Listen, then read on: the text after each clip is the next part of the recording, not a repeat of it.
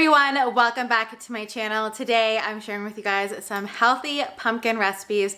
They're all so delicious. We have a combo of sweet and savory for whatever kind of mood that you're in, but they're all wonderfully delicious with pumpkin. So let's go ahead and jump in. So for this first pumpkin recipe, we are making some pumpkin blondies. I'm starting off with some nut butter, and to that I'm adding good old pumpkin. Make sure to get the pumpkin puree, not the pumpkin pie filling at the grocery store. You can also just bake or steam fresh pumpkin and then puree it if you want. Add in a flax egg and then some coconut sugar and some vanilla. And we're gonna stir up all of these wet ingredients until they are nice and smooth. Depending on how runny your nut butter is, this might be more or less difficult. So just stir that up all together until it is nice and smooth. And then we're gonna be adding in some almond flour, really rich in protein, healthy fats, vitamin E, some pumpkin spice, as well as some baking soda to help them really develop into a nice blondie texture. And the great thing about these blondies is that not only are they easy to make, but they're full of protein and healthy fats, which make them super satisfying. You can have one and satisfy that sweet tooth without wanting the whole pan. Stir that together, and then I'm adding in some sugar-free chocolate chunks. This is optional, either chips or chunks, whatever you have will work, and you can gently fold those in. Then I'm going to add this to just a loaf pan. You can double this recipe and make a full tray of blondies if you like, but I only one person, so I just make the mini 6 size, but you can make 12 if you double this recipe. Smooth it out into a layer. The batter is quite thick because it is quite a fudgy blondie, so just spread it out in an even layer. Bake it off. I finish mine with some sea salt because I like the combo of salty and sweet, but that's optional. And all the measurements and the baking instructions will be left in the description box, but it is about 350 for about 20 to 24 minutes, and you have these wonderfully delicious fudgy blondies. Next up, we're making some pumpkin gnocchi. If you love my cauliflower gnocchi, you're gonna love this pumpkin spin. So I'm using a little bit of cauliflower and then mainly pumpkin to make these gnocchi.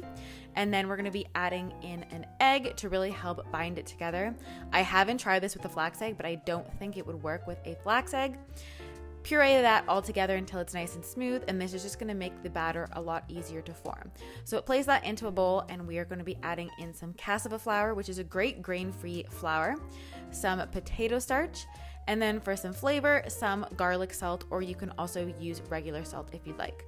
Add that all into your bowl, and then we're gonna form our dough together. So you're gonna fold it all together until you get a nice thick gnocchi dough. The great thing about this recipe is that you can prep these gnocchi and then put them in the freezer, and they're a great meal to pop out of the freezer because they are so freezer friendly. You can make them into any kind of like shapes that you want as well, but I'm going to be making the traditional gnocchi shape. So once your dough is all combined, just take a little bit and mold it with your hands, and then we are going to be rolling it out into a snake so that we can cut off into the gnocchi shapes. So just do that to all of your dough, and this makes quite a bit of servings. I would say depending on if you use it as a main or a side, this makes anywhere from 4 to 6 servings. So then go ahead, heat a pan to medium heat with some avocado oil and place your gnocchi down. I really like getting them crispy, but this will also work if you boil them. If you are boiling them, just simply add them to boiling water, and once they float, after about 5-6 minutes, they are done. But I really like doing them crispy.